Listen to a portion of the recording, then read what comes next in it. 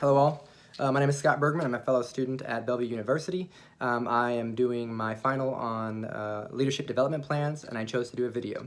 I've never done a video before. I've always done PowerPoints or essays, but I figured as a leader it would do me good to practice communication. So let's talk about what I'm going to work through in this leadership development plan video. So first and foremost, I'll give you an introduction where I give a brief overview of what a leadership development plan is.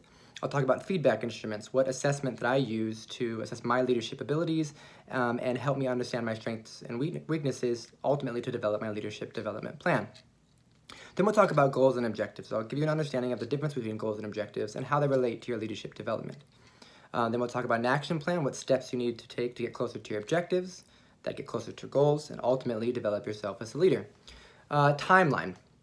Now, every action has to have a time frame behind it, put a little pressure on you, just to make sure that you know when your timeline is and when you're achieving your goals. I'll go over some reflections, things that I learned from this final, and ultimately conclusion. We'll go over the big picture of what was covered and kind of summarize it at the end there. So without further ado, this is the first minute and a half of this video, and I look forward to working with you throughout. Thanks.